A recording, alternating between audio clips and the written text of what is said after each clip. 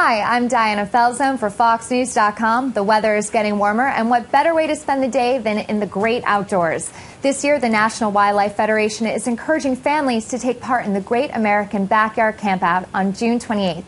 It's a chance to reconnect with nature and get together as a family.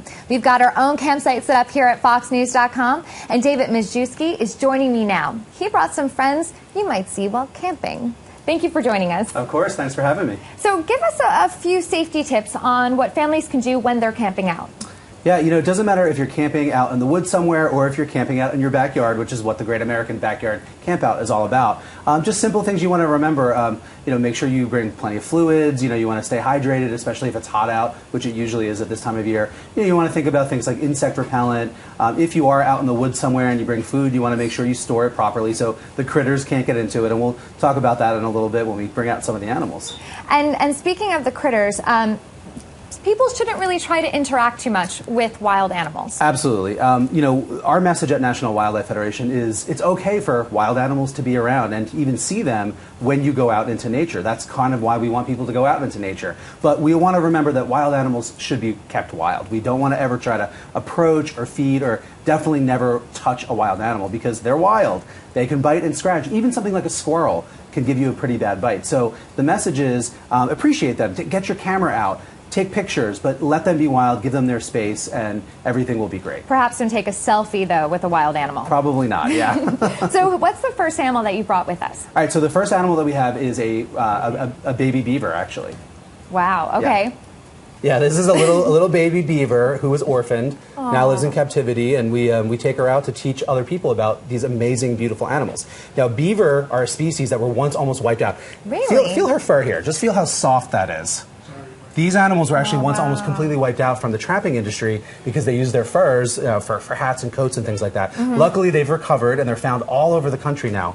But this is an animal that you might not necessarily see it while you're camping out, but if you live in an area of beavers, you can look for their dams. If you see any kind of pond, if you go out around evening, you might see them swimming through the water. But the real big sign is look for trees that have chew marks in them because it is really true that this animal can chop down trees with its teeth. That's how they build their dams, which dam up the stream and form the ponds that they live in. So, and the beaver's indigenous throughout all of the United States? Pretty much throughout most parts of North America. Even in desert areas, you can find them kind of damming up some of the streams, and they're actually really important animals in that sense. In that you're all right. In that they create wetlands that lots of other species need to survive. Wow. Yeah. Okay, so you're the protector of all the other forest creatures. That's right. Yeah, and so cute, right? So cute. And I just want to say that this is a rodent. This is the largest rodent in North America, and rodents don't get any love. They really don't. I mean, if you look at that cute little face as she cleans it, how could you not love it? Right? That little face. Exactly. Well, thank you for joining us. You're adorable. All right, let's bring out our next animal, which is, you're going to love this, a fox. It's a red fox. She's fox in the FoxNews.com studio. Talk about that.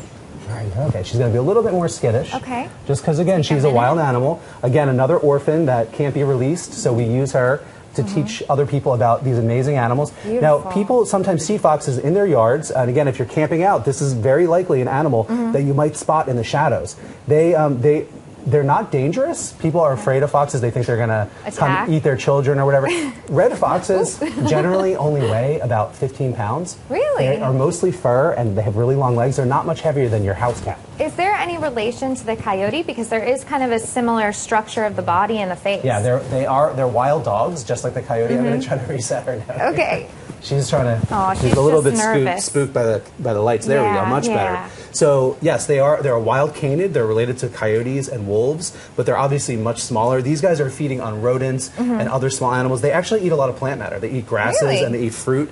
So not an animal that you need to be afraid of. But again, you want to respect it. Don't approach it, and definitely don't ever feed an animal like a fox or a raccoon. Those animals lose their fear of people, and they usually don't survive. Wow, that's really interesting. Now, what does the fox say? Everyone keeps asking that question. Believe it or not, this is actually important if you're going to participate in the Great American Backyard Campout, because if you hear a noise like a woman shrieking in the woods, I'm going to pass her back off.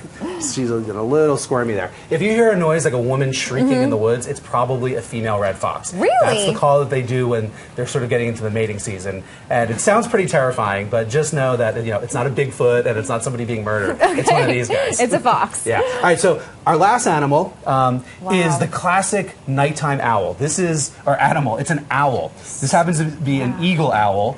This is a species that's native out in Europe and Asia, but it's very similar to our North American great horned owl. Beautiful, amazing bird. Check out those talons down there. Wow. Impressive predator. They're using that to get rodents and other small mammals as their prey. And look at that head spin. Yeah, now everybody thinks that owls can turn their head all the way around. Obviously, if they did that, their head would pop off, right? So, or they'd be the exorcist. Or they'd be the exorcist. Owls can turn their heads, though, about 270 degrees. The reason for that is check out those eyeballs. Right. They are so big inside their head that they can't move their eyes back and forth. Like we can kind of move our eyes left to right. Their eyes are so big that they bump into each other. Really? They're fixed forward. So they've evolved to be able to look over their shoulder almost all the way around so that they can see potential danger or also for hunting.